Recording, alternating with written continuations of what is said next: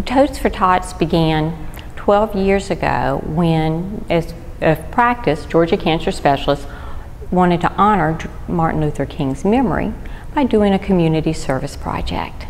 We actually have an employee that had adopted a foster child, and she was telling us how they transfer foster children, sometimes from home to home, by putting their belongings in trash bags.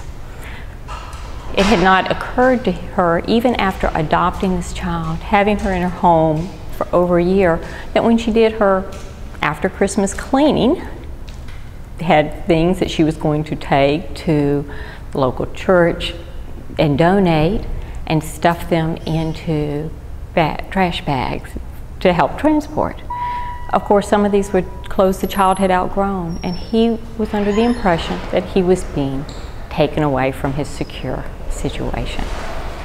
His whole personality changed, and she had not even associated it. When she told us this story, we all thought that foster children was really where we needed to focus our efforts. So we began collecting these totes, bags that children in the foster system could have that were theirs, that they could keep their belongings in.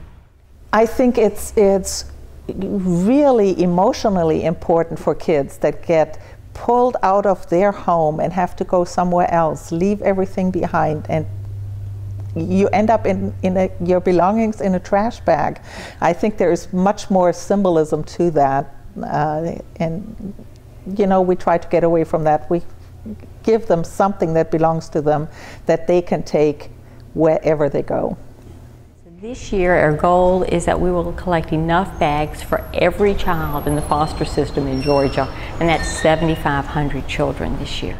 We have been very successful this year. Yes! Yes! Yes, yes. All because of the enthusiasm and drive of Miss Shirley. Oh, wow. Thank you. Ooh, and we have collected how many? Drum roll, somebody drum roll. Woo! We have 245 and counting. Don't stick a fork in us because we're not done yet.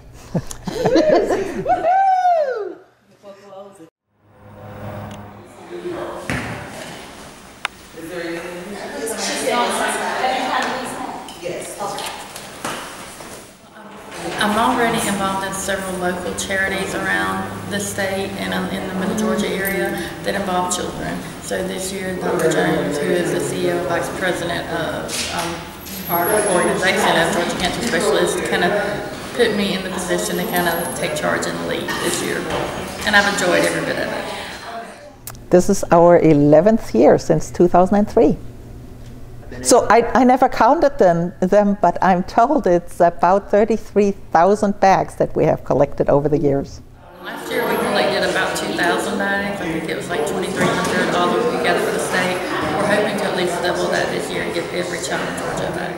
Well, being a foster kid myself, I understand the challenges that come along with not being able to stay with the family that you know to be your own family or your biological family, and then having to move from one place to another.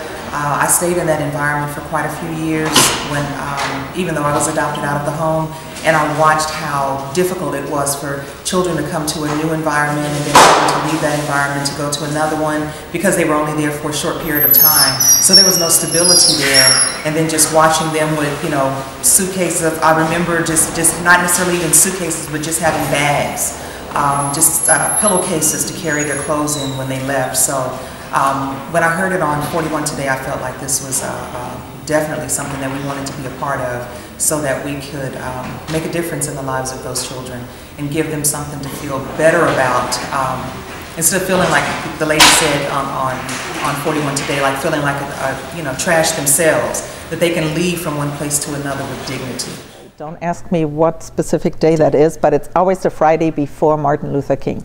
In Macon, Thursday here. That's correct. And today is Dr. Royce's birthday. We also wanted to do this on her birthday. Our goal is to get an even larger count for her birthday in honor of Dr. King and Dr. Royce, because we love them.